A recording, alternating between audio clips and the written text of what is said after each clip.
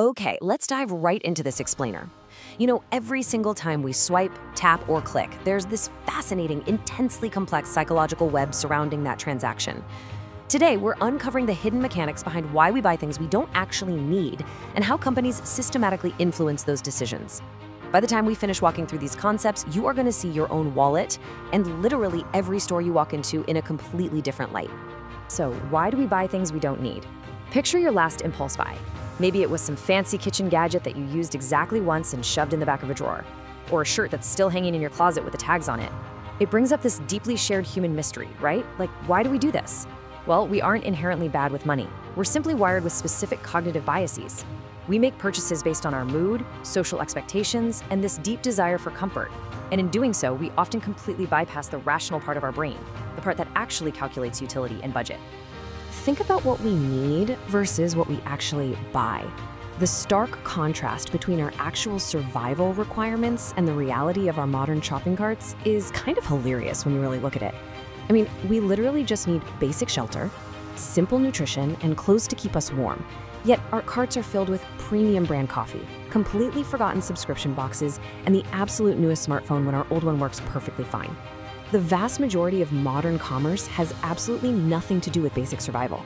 It has everything to do with satisfying a completely different set of psychological criteria.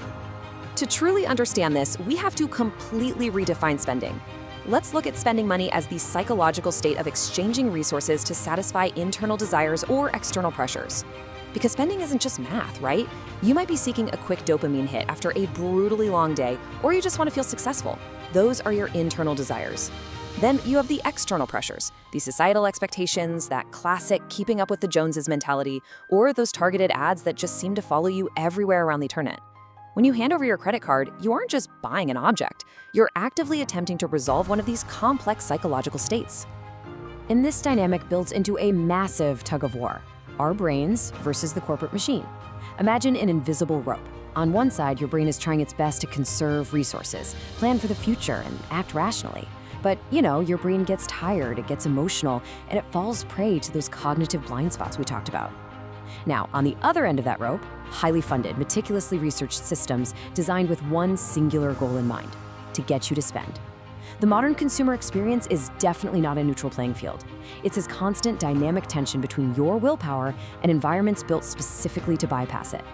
Shifting gears to the corporate side, companies construct an invisible, step-by-step pathway to gently push us toward a transaction.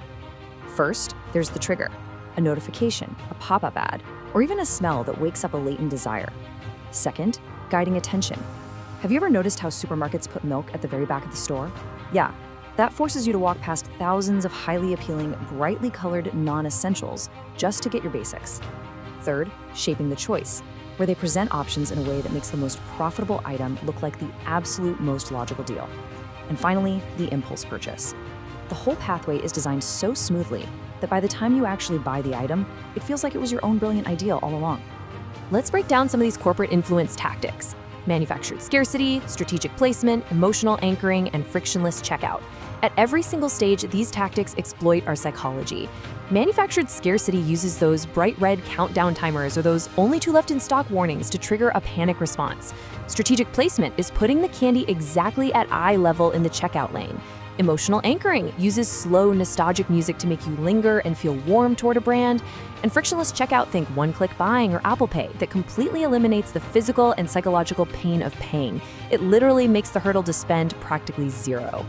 This perfectly illustrates how companies influence decisions. The absolutely crucial takeaway here is that our purchasing habits are rarely entirely our own. They're heavily guided by deliberate external strategies designed to maximize spending.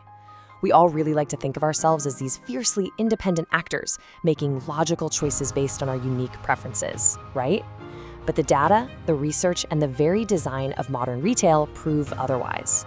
We are operating within engineered environments. Every color, every layout, every digital interface, it has all been optimized to influence you. Recognizing this isn't about feeling defeated, though. It's about shining a bright light on the mechanics of the trick. Because once you see the strings, you're no longer just a puppet. So next time you reach for your wallet, who is really making the purchase? As you navigate your next shopping trip, whether you're walking down a physical aisle or just scrolling through an online cart, take a pause. Keep this question in mind. Look at the item and ask yourself, am I buying this because it satisfies a genuine need, or am I just reacting to a manufactured trigger? Am I responding to a countdown timer, a clever placement, or just an emotional desire for a quick dopamine hit? By introducing a moment of friction back into the process, you interrupt that psychological tug of war. And in that brief moment of clarity, you get to decide who is really making the purchase.